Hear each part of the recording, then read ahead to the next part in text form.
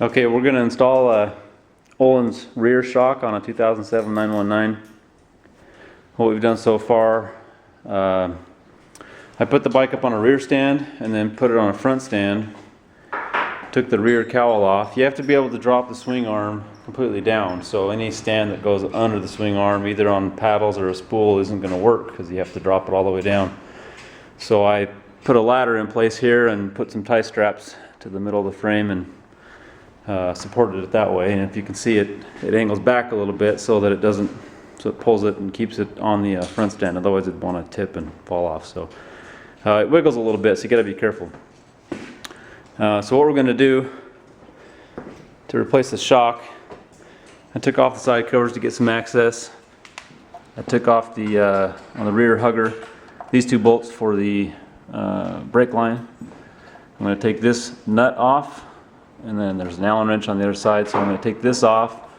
Probably have to pound that through, maybe lift on the swing arm a little bit to get that bolt out, and then it should drop down a little bit. I've got a different header pipe under here that I want to protect, so I put a towel on it. And then we'll take the top one out and we'll put the Ohlins in and make some adjustments for the remote reservoir and the fitment. So we'll go that far. Okay, I've got the Ohlins installed. Well, not all the way. I've got to still mount the reservoir, which fits in the location for the old one, but you do have to Dremel out or cut out some of the tray right here for it to fit in there.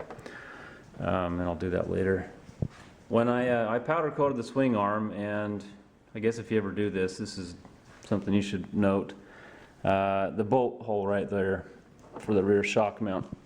Try not to get the powder coating there because it was such a tight fit for that bolt. We had to drop both rear sets and pound the bolt out, and it was quite a work to get it out. So if you powder coat your swing arm, clean that hole out before you put that bolt back in. Once you get the nut off, just for those that don't know, once you get the nut off, it's not threaded on the side, so it comes straight out. Nuts are the same size, top and bottom, 17 millimeter.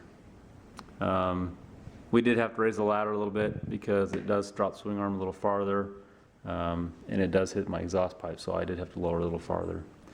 Getting it back in was pretty easy. It was easy to come in from this side, kind of slide it up, put it in the top first, put the bolt in the top, and then swing it down, put the bottom in. And then we put the rear sets back up. So that's pretty much it. I'll mount the adjuster here on the foot peg, or on the rear foot peg back here. So I'll turn this over and mount it over here. And then the reservoir will mount on that side. This does have to come out between the frame over here, so it's not going to come from below. You're going to want to come from the top there. So, okay, that's it so far for the Ohlins installation, and I'll do another little video when I get everything mounted up and show you what it looks like. Okay, in order to get the remote reservoir for the Ohlins shock to fit in the location where the stock reservoir goes for the stock shock, you have to cut part of the tray, this undertail plastic tray. You've got to cut part of that out.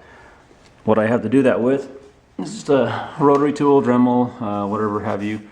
With a cutoff wheel, I've actually put two together, just they add a little more protection, keeps them from breaking. So I put two together, so I'll put this up and mark where I want to cut, and then I'll just cut it out and keep fitting it, and then make sure we get it in the right spot.